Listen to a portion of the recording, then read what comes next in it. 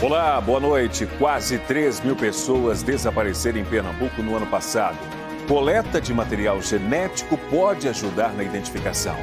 Violência contra a mulher. Polícia investiga o assassinato de uma manicure de 25 anos em Santa Cruz do Capibaribe. Pane elétrica paralisa o ramal Camaragibe e deixa 40 mil pessoas sem metrô. Saiba a previsão para normalizar o serviço. O resultado positivo das micro e pequenas empresas em 2025. O setor criou mais de 52 mil vagas de trabalho aqui no estado. Começou esta semana o pagamento do abono salarial. Saiba quem tem direito ao benefício e como receber o dinheiro. O carnaval terminou, mas o galo gigante segue na ponte do Átio Coelho, interditando o trânsito e dividindo opiniões. E morre o poeta e artista visual Tiago Wells. Baiano radicado em Pernambuco fazia sucesso nas redes sociais com versos em molduras.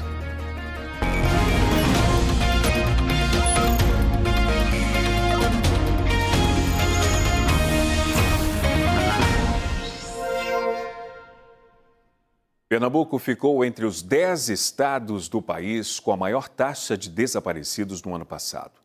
Dos quase 3 mil casos registrados, 695 eram crianças ou adolescentes. O tempo parou em uma tarde de fevereiro de 2015 para Girlane. Foi a última vez que ela viu o filho Vinícius. Tinha apenas 8 anos quando desapareceu. Ele estava brincando na frente da casa da família em São Lourenço da Mata. Disse para ele: Vinícius, não saia, fica em casa. Ele: não, mãe, eu não vou sair não. Como ele saiu, a gente já sentiu falta dele, né? Minha filha foi atrás, eu atrás. Só que a gente andou na rua, né? Mas não encontrou ele, porque sempre encontrava ele brincando, correndo, né? Mas a gente não conseguiu encontrar ele. Como não encontrou até hoje, né? Eu queria saber o que aconteceu.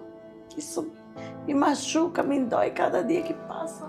A mãe vive há 11 anos a angústia de não saber o que aconteceu com o filho, que hoje teria 18 anos.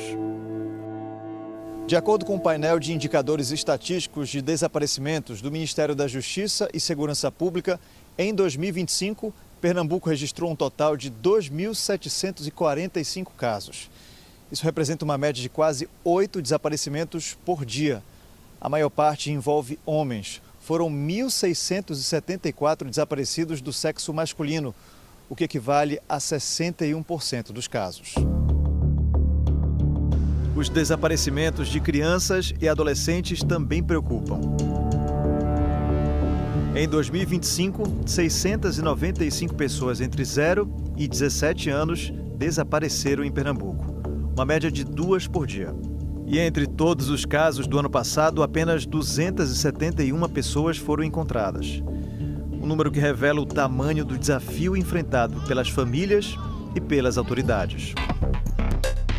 Um banco de dados de perfis genéticos no Brasil ajuda nesse trabalho. Funciona assim: quando uma pessoa desaparece sem conseguir se identificar para as autoridades ou morre sem documentos de identificação, o material dessa pessoa pode ser coletado para o Banco de Dados Nacional de Perfis Genéticos. O segundo passo é o familiar da pessoa desaparecida procurar uma unidade de polícia científica para fazer a coleta de material genético. Além do Recife, Pernambuco tem outras 9 unidades distribuídas pelo estado. O ideal é que o parente que vai fazer a coleta do material genético seja de um grau bem próximo, como pais, filhos ou irmãos. Os perfis genéticos são comparados em um cruzamento de dados do banco. No caso de resultado positivo, quando é detectado um vínculo familiar, a delegacia de origem do caso entra em contato com o parente. Esse é um grande banco de dados que reúne tanto amostras criminais, com o intuito de auxiliar investigações, quanto um banco de dados específico para a identificação de pessoas desaparecidas, pessoas não identificadas, que vem tanto com o viés das pessoas que vêm a falecer, não têm a identidade conhecida e que são cadastradas nesse banco, quanto de familiares que buscam pessoas da sua família que estão desaparecidas e que podem estar cadastradas nesse banco. Desde o começo do funcionamento do banco, 726 pessoas foram identificadas em todo o Brasil. Em Pernambuco foram 146. É o estado com mais identificações por meio da prova de DNA do Banco de Perfis Genéticos. Mas a perita criminal ressalta que poucos parentes procuraram a polícia científica para realizar a coleta. Até agora foram 488 em Pernambuco. Quanto mais pessoas vêm às unidades de polícia científica e coletam seus materiais biológicos e são cadastrados nesse banco, maior a nossa possibilidade de encontrar, né, essas pessoas desaparecidas, com identidade desconhecida, que estão aí cadastradas. O filho de Josilane está desaparecido desde setembro de 2025. Cauã, de 13 anos, saiu de casa e nunca mais voltou. 5 meses depois, a família segue sem respostas. Ele saiu da minha casa por volta das 8h40, mais ou menos, para ir para casa da minha mãe, que fica em frente à minha, né? Na volta das 7 horas da manhã, eu fui na casa da minha mãe e pedi para ela chamar ele, né? Para ir para casa me ajudar com algumas coisas. Ela disse: Oscar, não tá aqui não. E é uma dor muito grande para uma mãe não poder ver o seu filho pela última vez. Nem que seja sem vida, sabe? Momentos muito difíceis, assim, quando uma pessoa desaparece, as autoridades policiais recomendam que o fato seja registrado imediatamente. O repórter Juliano Roque vai trazer orientações sobre como agir nesses casos. Juliano, boa noite para você. Oi, Márcio, boa noite para você, boa noite a todos. Esse registro, Márcio, de acordo com a Polícia Civil, pode ser feito em qualquer delegacia. Porém, aqui no Recife, existe uma delegacia especializada nesse tipo de assunto, nesse tipo de caso. Por exemplo, aqui, ó, que a gente mostra tanto nos nossos telejornais. Aqui é o DHPP, o Departamento de Homicídios e Proteção à Pessoa. O que muita gente não sabe é que dentro do DHPP funciona a DDPP, que é a Delegacia de Desaparecidos e Proteção à Pessoa. Essa delegacia, ela funciona com profissionais que são especializados nesse tipo de caso. Vamos conversar agora com a delegada Tereza Nogueira, que é titular da DDPP, e ela vai passar informações para a gente. Delegada, boa noite, obrigado pela participação. Existe um tempo em que as pessoas, as famílias, podem ter para procurar a polícia ou registrou o desaparecimento já vem logo? Boa noite a todos e a todas. De fato, isso é um grande equívoco. Não existe um tempo mínimo para o registro de ocorrência. Eu costumo dizer que é a partir da razoabilidade. Se você já tem indícios mínimos de que aquela pessoa desapareceu, se aquela pessoa tem um cotidiano muito metódico, você já fez algumas ligações e nada da pessoa, vale a pena procurar a delegacia mais próxima. A gente sabe que casos podem ser resolvidos rápido, mas existem casos antigos. Existe um tempo para que a polícia pare de investigar? Não. Enquanto durarem indícios, enquanto informações chegarem para a investigação, essa investigação não se encerra. Recentemente, a gente teve um caso muito exitoso. Semana passada, nós conseguimos prender 3 suspeitos por um homicídio qualificado de um fato ocorrido há 4 anos atrás. Nós tivemos êxitos numa grande operação em que o corpo, a alçada, infelizmente, dessa vítima já sem vida, foi localizado e a gente pôde, enfim, dar algum tipo de alento para aquele pai que nunca desistiu dessa investigação. Agora, é importante deixar bem claro também que é Delegacia de Desaparecidos e Proteção à Pessoa, mas o serviço vai além disso, né, doutora? Isso. Muita gente tem a impressão que a nossa delegacia só trabalha com desaparecidos, que, diga-se de passagem, nem sempre o desaparecimento é criminoso. Nós também trabalhamos com proteção à pessoa, ou seja, nós trabalhamos no combate à LGBTfobia, crimes da lei de racismo, intolerância religiosa e crimes contra a pessoa com deficiência. Delegada, muito obrigado pela entrevista. Lembrando que a DDPP fica dentro do DHPP aqui no bairro do Cordeiro. Márcio. Obrigado pelas informações, Juliano Roque, ao vivo, trazendo as informações para a gente. Você percebeu uma pequena variação no sinal, mas a gente trouxe aqui informações importantes. E agora tem uma reportagem, tem uma notícia que está aqui no G1, que a manicure Maria Eduarda Gomes do Nascimento, de 25 anos, foi morta a tiros dentro de uma casa em Santa Cruz do Capibaribe, no agreste do estado. Essa reportagem você acompanha em detalhes aqui no G1. Basta apontar a câmera do seu celular para o QR Code que está aqui na tela. Equipes da Delegacia de Santa Cruz do Capibaribe fazem rondas para esclarecer as circunstâncias desse crime. A gente aproveita para informar que denúncias de violência contra a mulher podem ser feitas, devem ser feitas pelo telefone 180, que funciona 24 horas por dia, inclusive nos fins de semana e feriados. E 5 estações do ramal Camaragibe do metrô permaneceram fechadas hoje. Um problema técnico paralisou o ramal, que integra a linha Centro. Com isso, quase 40 mil pessoas ficaram sem transporte. Ao vivo, o repórter Diogo Franco traz para a gente outras informações. Eu já começo perguntando qual é a previsão da CBTU para normalizar esse serviço tão importante na ida e também na volta para casa. Boa tarde, boa noite para você, Diogo. Oi, Márcio, boa noite para você, boa noite a todos. Olha só, ainda não há previsão para o ramal Camaragibe voltar a funcionar. De acordo com a CBTU, que é a Companhia Brasileira de Trens Urbanos, ela informou que ontem, às 10h50 da noite, faltando 10 minutos para poder fechar as estações, o cabo que alimenta as máquinas, os trens, né, aquele cabo que fica na parte superior, rompeu e aí acabou prejudicando o serviço. Então, de acordo com a CBTU, existem técnicos desde ontem à noite para poder normalizar esse serviço. O trem que você vê aqui agora passando é o trem que vai para Jaboatão dos Guararapes. Então, quem vem da estação central para a estação Jaboatão está funcionando normalmente. Aqui também, para quem vai para a linha sul, ou seja, saindo da estação central e vai para Cajueiro Seco, também está funcionando normalmente. A gente reforça aqui quais são as estações do ramal Camaragibe. Camaragibe, Cosme Damião, Rodoviária, Curado e Alto do Céu. Essas estações, elas estão fechadas. É um serviço que está prejudicando cerca de 40 mil pessoas. Agora, diante desse problema, o que aqui o Grande Recife fez? Ativou uma linha chamada TI Camaragibe, TI TIP. Vamos explicar quem é que pode usar essa linha. As pessoas que vêm de ônibus da Abdias de Carvalho, por exemplo, e desembarcam na rodoviária, elas podem pegar esse ônibus para poder ir para a estação Camaragibe. Tem também um reforço na linha Camaragibe, Conde da Boa Vista. É uma linha que vem do centro. A pessoa pode embarcar nela. Existem linhas também. Essa mesma linha está fazendo viagem expressa no corredor leste-oeste, ou seja, da Praça do Derby até o final da Avenida Caxangá. E também tem reforço na linha TI Barro Macaxeira Caxangá, Várzea, e também na TI CDU Joana Bezerra. Volto contigo, Márcio. Obrigado pelas informações ao vivo, Diogo. Oficialmente o carnaval terminou, mas o galo gigante, símbolo da festa no Recife, segue até o domingo na Ponte Duarte Coelho. A presença da escultura, mesmo depois dos dias de folia, divide opiniões.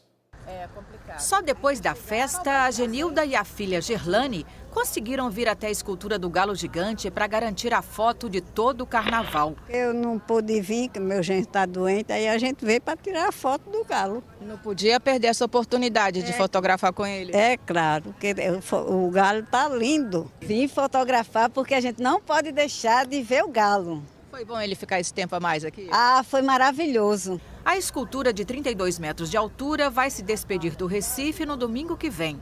Até lá, a Ponte Duarte Coelho, uma das principais ligações entre os bairros da Boa Vista e o de Santo Antônio, ficará interditada para o trânsito. Mais de 120 linhas de ônibus foram desviadas. 39 paradas de embarque e desembarque tiveram que ser transferidas. É frequente o vai e vem de passageiros sobre a ponte e as reclamações de quem teve que alterar o caminho. O trajeto até o trabalho da Leandra ficou mais longo. A gente tem que andar mais uns 10 minutos. Mudou a parada? Mudou a parada. E aí tá acordando mais cedo um pouquinho por causa dele? Sim, umas meia hora mais cedo. Seu Amauri, de 80 anos, também não gostou de dar uma volta maior para chegar aos compromissos. Veja onde eu desci e veja para onde eu vou. Quer dizer, se está normal o trânsito, o ônibus me levava para a porta da igreja. Quanto tempo de caminhada até lá? Uns 15 minutos aproximadamente. Com o galo reinando sobre a ponte, seguem os desvios entre a Avenida Guararapes e a Rua do Sol e na conexão da Avenida Conde da Boa Vista com a Rua da Aurora. Motociclistas e motoristas que não podem passar pela Ponte Duarte Coelho acham que já passou da hora do galo liberar o trânsito e de evitar os desvios. O percurso que a gente faz é muito grande para sair. Aumentou muito? Aumentou. Atrapalhou muito. A gente trabalha com transporte público, complicou um pouquinho. Mais estrada para rodar? Tá complicado ainda, né? Tá bom de liberar já os excessos. Em alguns pontos, como a Ponte Maurício de Nassau, que liga o bairro de Santo Antônio ao bairro do Recife, o tráfego foi restabelecido na noite da quarta-feira de cinzas. Mas o galo continua no caminho de muita gente. Reclamação de muitos, oportunidade de negócios para alguns. Tem fotógrafo aproveitando para registrar imagens dos foliões atrasados com a escultura. E não está nem aí se o Galo ficar um pouco mais. Para mim está ótimo, deixando ele aí, se pudesse ele ficaria mais uma semana pelo menos. Sem pressa nenhuma? Sem pressa nenhuma. E se pudesse iluminar ele à noite é que seria melhor. Foram divulgados hoje os números oficiais do Carnaval em Pernambuco. A coletiva de imprensa foi no Cais do Sertão, no bairro do Recife, área central da cidade. Participaram representantes de várias secretarias e outras empresas estatais. Entre os dados apresentados, destaque para as apresentações culturais. Durante o carnaval deste ano, de acordo com o governo do estado, 97% das contratações foram de artistas pernambucanos. Um investimento de 95 milhões de reais. Hoje, durante a coletiva que trouxe os números e dados da folia, teve destaque para a descentralização da festa, que aconteceu em várias cidades. O palco Pernambuco, Meu País, a gente conseguiu abranger um maior número de municípios, chegar em todas as regiões do estado. Então, esse ano a gente pode dizer que chegou em mais de 100 municípios. O carnaval movimentou o turismo. 2,8 milhões de visitantes estiveram em Pernambuco durante os dias de folia, com 98% de ocupação nos hotéis. 98% dos turistas recomendariam o carnaval daqui para outras pessoas. 89% disseram que pretendem voltar em outros períodos do ano. 93% fizeram uma avaliação positiva da segurança pública. Movimentação econômica de 3,7 bilhões de reais, oriundas exclusivamente dos turistas e excursionistas. Entre a abertura na quinta-feira e o encerramento na terça-feira desta semana, a Secretaria de Defesa Social afirmou que houve redução nos casos de violência. Durante os dias de festejo, os homicídios caíram 5% em relação ao mesmo período do ano passado. Diminuição também de 51% na quantidade de celulares roubados. 3 pessoas foram presas pelo sistema de reconhecimento facial. São mais de 10 mil mandados de prisão abertos em Pernambuco e fizemos 3 prisões, de um homicida, de um traficante e de uma pessoa que cometeu um furto. Dentro disso, o que é que a gente vê? Os criminosos sabem que há a possibilidade de serem presos pelo uso dessa tecnologia e não estão indo para os polos de folia. Durante a coletiva, o secretário foi questionado sobre abordagens de policiais militares, inclusive no bairro do Recife, que repercutiram nas redes sociais. Nós vamos apurar, como nós sempre fazemos. Se houve excesso, o policial vai responder por esse excesso. Olinda também apresentou hoje os resultados do carnaval deste ano. A equipe comemorou os números do carnaval. Mais de 4 milhões de visitantes em 7 dias. Gente principalmente de Pernambuco, da Paraíba, do Rio Grande do Norte, Rio de Janeiro e São Paulo. E de países como Argentina, Espanha, Portugal e Estados Unidos. 1,5 bilhão de reais movimentados por meio de Pix e cartão de crédito. De acordo com a Prefeitura de Olinda, o carnaval da cidade alcançou a média de 85% de aprovação das pessoas. O registro veio de questionários respondidos por foliões. Agora é avaliar a festa para planejar a próxima. Foram 200 shows em palcos, mais de 350 orquestras contratadas. A prefeita Mirela Almeida informou que o pagamento dos artistas começou a ser feito. A gente, inclusive, já começou o pagamento nesse período aí, que a gente também tem um grande investimento, que são as prévias. A gente já começou o pagamento de agremiações, apresentações que foram feitas num período que antecede ao Carnaval. E sobre o Carnaval especificamente, nós temos uma nova lei com prazo de 30 e 60 dias para pagamentos, dependendo de onde esteja a fonte de recurso para que a gente faça o de fato. Então, em 2 meses, todo mundo com o pagamento em dia? A partir do recebimento das cotas de patrocínio, todo mundo está com recurso em dia para a gente pagar. Houve reclamação de muita sujeira nas ruas no horário de circulação dos blocos. Claro que no horário da madrugada houve uma concentração maior, justamente porque é quando tem uma pausa nos blocos. E ali a gente consegue colocar caminhões, consegue também ter caminhões-pipa para ajudar nas ações de limpeza. E a gente teve também uma lavagem com aromatizante, é importante falar isso. Tivemos também varredeiras, tivemos sopradores e 400 homens trabalhando pelas ladeiras, manhã, tarde e noite e madrugada também. O TAC, termo de ajustamento de conduta de 2017, deve ser revisado para evitar transtornos nos blocos durante o carnaval e nas prévias, incluindo brigas de torcidas organizadas. Nós precisamos atualizar no sentido da questão não só do uso do solo, mas o que deverá ser realizado por essas agremiações, por esses blocos e, sobretudo, por essa questão específica das torcidas organizadas, de forma que a gente possa estabelecer limites para que não possam, dessa forma, ocorrer qualquer contenda em qualquer uma das partes. O Ministério Público de Pernambuco informou que o termo de ajustamento de conduta citado pela Prefeitura trata da segurança em grandes eventos de Olinda, como o Carnaval e o São João. As reuniões sobre esse tema devem recomeçar em abril. Depois do intervalo, a gente explica quem tem direito ao pagamento do abono salarial. E também o crescimento dos pequenos negócios impulsiona contratações aqui no estado. O Enem2 volta em instantes. Até já.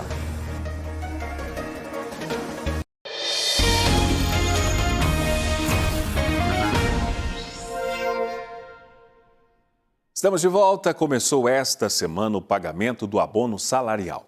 Mais de 2 milhões de trabalhadores inscritos no PIS ou no PASEP têm direito ao benefício. Ivan Duarte traz os detalhes sobre quem pode receber o dinheiro. Esse é um benefício pago pelo governo federal a trabalhadores da iniciativa privada ou servidores públicos que ganham até 2 salários mínimos por mês. Ele funciona como uma renda extra e o valor varia de acordo com a quantidade de tempo que você trabalhou no ano base, que em 2026 é referente ao ano de 2024. Eu estou com o Ricardo Varjal, ele é presidente da Comissão de Direito do Trabalho da OAB. Doutor, obrigado aqui pela sua presença. Quero começar a nossa conversa perguntando quem tem direito ao abono. Olá, Ivan. Olá a todos os telespectadores. Para ter direito ao abono, precisam ser observados alguns critérios. Critérios que são relacionados ao PIS. Inclusive, esse abono é muito conhecido como o PIS. O trabalhador acha que ele vai lá receber o PIS. E como é que funciona? O empregador ele precisa ser contribuinte do PIS. O segundo critério é que o empregado ganha até 2 salários mínimos na média ali durante o ano base, que é no caso 2024. Tem o terceiro critério de que o empregado ele precisa ser contribuinte do PIS durante um período de 5 anos e tem um quarto critério que ele precisa pelo menos ter trabalhado 30 dias no ano base. Então, observando esses critérios, ele tem direito ao PIS. A partir desse ponto de vista, empregado doméstico tem direito? Porque, pelo que eu entendi, são pessoas contratadas por outras pessoas físicas, né? Por empresas. Isso, nesse caso não, porque ali no primeiro requisito que eu mencionei, ele não preenche. Para ser contribuinte do PIS, precisa ser uma pessoa jurídica. Então, como as pessoas físicas não contribuem para o PIS, os empregados dela não têm direito.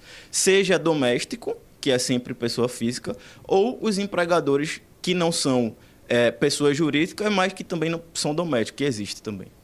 Legal, eu falei que a consulta está liberada. Qual que é o caminho mais fácil para quem está acompanhando a gente verificar se tem dinheiro a receber? O caminho mais fácil é através do aplicativo da carteira de trabalho digital. Eu acho que é o caminho ideal para todo trabalhador fazer sua consulta e poder ali verificar se tem direito, se vai receber, se houve alguma inconsistência de dados que precisa ser resolvida para que ele possa resolver e receber esse valor. Esse pagamento segue um calendário, né? E vai até quando? Esse calendário se inicia em fevereiro e vai até agosto de cada ano. No caso de 2026, ele vai receber para o ano calendário 2024, de fevereiro até agosto. Micro e pequenas empresas pernambucanas ampliaram a contribuição para o mercado de trabalho, sendo responsáveis por 76% dos empregos formais. O setor é formado principalmente por negócios nas áreas de serviços e de comércio. Esse é o primeiro investimento de Amanda e Ricardo. Em 4 meses, eles abriram a Delicatessen no bairro do Parnamirim, na zona norte do Recife, e perceberam a necessidade de ampliação. Ao longo do próprio período mesmo de inauguração, a gente foi tendo um cuidado muito próximo, tanto eu quanto a Amanda, minha esposa, meus pais que participam também da operação. A gente está aqui dentro da operação, entendendo, conversando com o cliente e alocando cada um dos funcionários de acordo com suas aptidões nas suas áreas de operação e definindo assim os procedimentos de cada uma das áreas. Hoje nós estamos com 23 funcionários, certo, na casa, mas a nossa meta é daqui dos próximos 3, 4 meses chegar aí na casa dos 30 no mínimo, passaram isso daí com o crescimento, né, com a divulgação do nosso empreendimento e com o trabalho no dia a dia. Uma das contratações de 2025 foi a de Renata, que conseguiu o primeiro emprego de carteira assinada aos 41 anos de idade. Eu estou muito feliz, né? Porque a realização de um dos meus sonhos era trabalhar de carteira assinada. Comecei como atendente e depois eu fui promovida a supervisora, né? É um cargo de liderança e de muita responsabilidade, que eu agradeço muito aos meus patrões por ter confiado. A empresa do casal faz parte de uma tendência de crescimento em Pernambuco. Segundo os dados do CAGED, compilados pelo SEBRAE, as micro e pequenas empresas do estado encerraram o ano passado com 52.538 vagas formais, uma alta de 3,45% em comparação a 2024, que teve 50.783 vagas. Este segmento foi responsável por 76,2% dos postos de trabalho criados. Entre os municípios, o Recife liderou a geração de empregos em Pernambuco. Com mais de 14 mil novos postos de trabalho, a capital foi responsável por uma em cada 4 vagas criadas pelas micro e pequenas empresas. A nossa base econômica é muito voltada para comércio e serviços, onde a pequena empresa é a principal empregadora. Depois podemos falar da capilaridade regional, onde, diferente da estratégia de grandes empresas que se concentram em grandes cidades, os pequenos negócios estão espalhados pelos 185 municípios de Pernambuco, fazendo com que todo o estado contribua para a geração de empregos formais. Para este advogado especialista em direito empresarial, os pequenos empresários precisam investir em planejamento estratégico para continuar crescendo. À medida que ele vai crescendo, presta atenção nas diversas áreas que compõem o negócio dele. O advogado que vai assessorar ali a empresa, ele não está somente prestando atenção nos aspectos tributários, embora eles, por exemplo, seja de fundamental importância, porque todo mês ali existe um recolhimento, mas existe também a necessidade de prestar atenção nos aspectos trabalhistas, questões contratuais com fornecedores, para que se evite prejuízos, notadamente de ordem econômica, de ordem financeira. Foi enterrado hoje no cemitério Memorial Guararapes, em Jaboatão, o poeta e artista visual Tiago West. Ele morreu ontem após passar mal em casa, no Recife. Tiago West nasceu em Salvador, na Bahia, mas veio morar no Recife ainda durante a infância. Desde cedo, demonstrou interesse pela escrita. Tiago era formado em música, mas se encontrou na mistura entre poesia e artes visuais. O artista criava e emoldurava versos. O jeito singular de fazer poesia fez o baiano radicado em Pernambuco ganhar seguidores.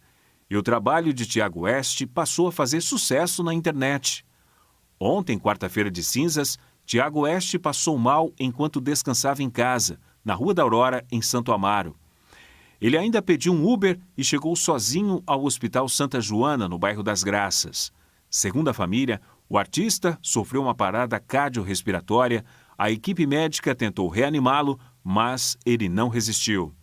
Tiago West não tinha esposa nem filhos, mas deixa o legado artístico de uma obra que fala sobre o cotidiano, a vida, a política, o amor e, claro, sobre Pernambuco. Nesta entrevista em 2024, sobre o aniversário do Recife, o poeta comentou sobre sua relação com a cidade que o acolheu. Recife, eu acho que é uma cidade muito corajosa.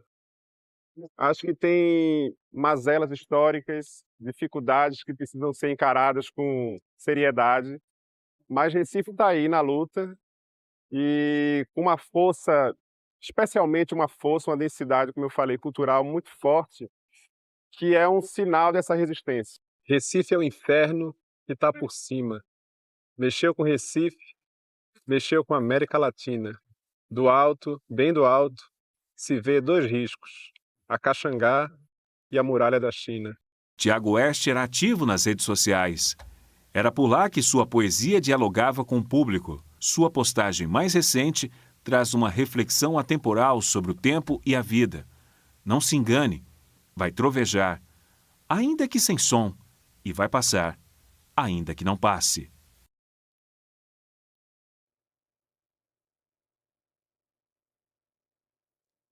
Nós ficamos por aqui. Até amanhã.